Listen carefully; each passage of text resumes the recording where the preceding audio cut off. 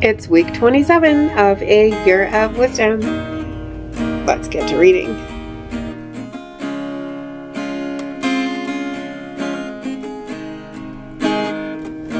Day 184. Job 3. After this, Job opened his mouth and cursed the day he was born. Job spoke up and said, "Let the day on which I was born perish, and the night that said, a man has been conceived. That day, let it be darkness. Let not God on high regard it, nor let light shine on it. Let darkness and the deepest shadow claim it. Let a cloud settle on it. Let whatever blackens the day terrify it. That night, let darkness seize it. Let it not be included among the days of the year. Let it not enter among the number of months. Indeed, let that night be barren. Let no shout of joy penetrate it.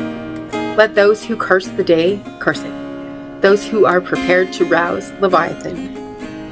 Let its morning stars be darkened. Let it wait for daylight, but find none.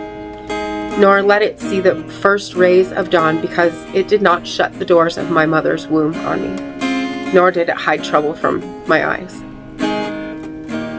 Why did I not die at birth, and why did I not expire as I came out of the womb? Why did the knees welcome me, and why were there two breasts that I might nurse at them? For now I would be lying down and would be quiet. I would be asleep and then at peace with kings and counselors of the earth, who built for themselves places now desolate, or with princes who possessed gold, who filled their palaces with silver. Or why was I not buried like a stillborn infant, like infants who've never seen the light? There the wicked cease from turmoil, and there the weary are at rest. There the prisoners relax together. They do not hear the voice of the oppressor. Small and great are there, and the slave is free from his master. Why does God give light to one who is in misery, and life to those whose soul is bitter? To those who wait for death that does not come, and search for it more than for hidden treasures, who rejoice even to jubilation and are exultant when they find the grave. Why is light given to a man whose way is hidden and whom God has hedged in? For my sighing comes in place of my food, and my groanings flow forth like water. For the very thing I dreaded has happened to me, and what I feared has come upon me. I have no ease, I have no quietness, I cannot rest. Turmoil has come upon me. Proverbs 3. My child, do not forget my teaching, but let your heart keep my commandments, for they will provide a long and full life, and they will add well-being to you. Do not let truth and mercy leave you. Bind them around your neck. Write them on the tablet of your heart.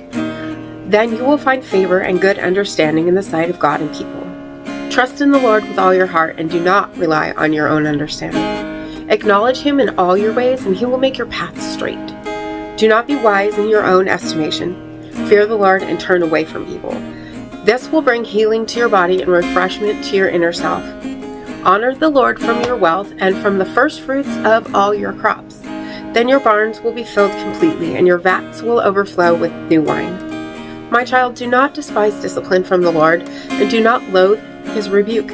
For the Lord disciplines those he loves, just as a father disciplines the son in whom he delights.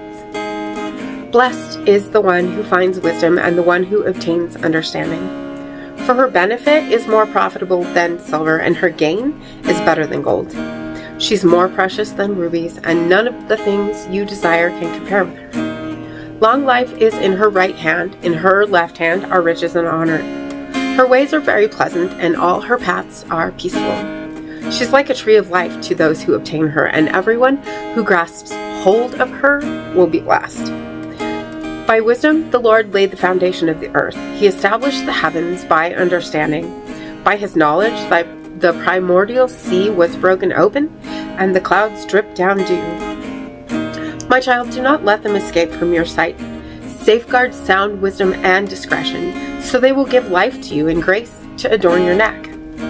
Then you will walk on your way with security, and you will not stumble. When you lie down, you will not be filled with fear. When you lie down, your sleep will be pleasant. You will not be afraid of sudden disaster, or when destruction overtakes the wicked. For the Lord will be the source of your confidence, and he will guard your foot from being caught in a trap. Do not withhold good from those who need it when you have the ability to help. Do not say to your neighbor, "Go, return tomorrow and I'll give it," when you have it with you at the time. Do not plot evil against your neighbor when he dwells by you unsuspectingly. Do not accuse anyone without legitimate cause if he has not treated you wrongly. Do not envy a violent man, and do not choose to imitate any of his ways. For one who goes astray is an abomination to the Lord, but he reveals his intimate counsel to the upright. The Lord's curse is on the household of the wicked, but he blesses the home of the righteous. Although he is scornful to arrogant scoffers, yet he shows favor to the humble. The wise inherit honor, but he holds fools up to public contempt. Ecclesiastes 3. For everything there is an appointed time, and an appropriate time for every activity on earth. A time to be born, and a time to die. A time to plant, and a time to uproot what was planted.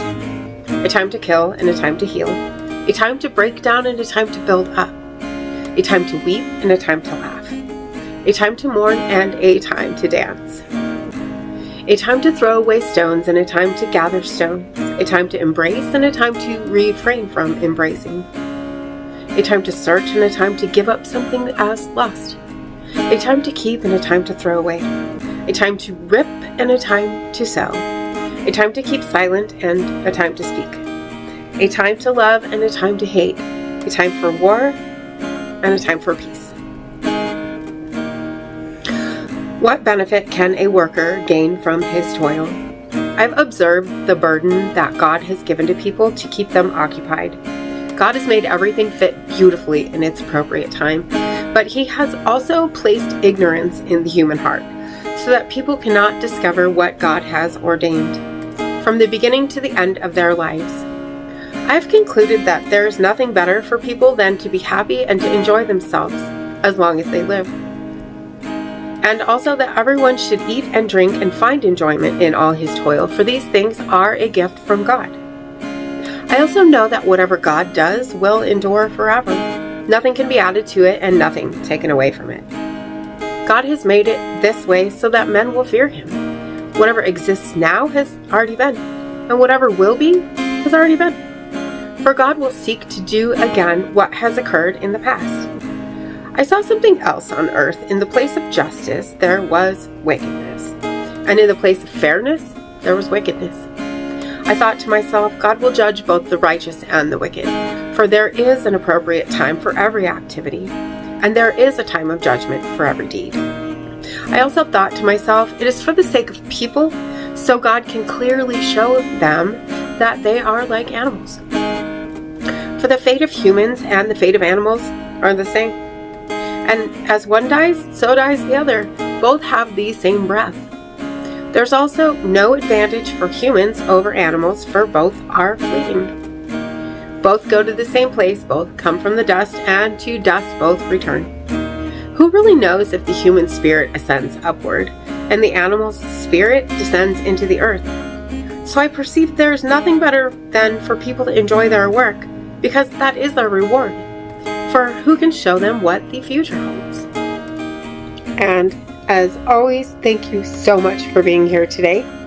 If you haven't already, hit that subscribe right there and click the bell so you can get notifications on new videos. Would you hit that like button for me as well? And I will see you tomorrow. Maranatha. Carry me out of the storm. I'm standing at the crossroads. I'm lost without a clue. I need a big pink neon sign to show me what to do. I thank you, Lord. It glorifies you when you're the only answer. I praise you, Lord, for holding what's too much for me. And I'm amazed by you, Lord, because nothing's too big and nothing's too small to lay at your feet.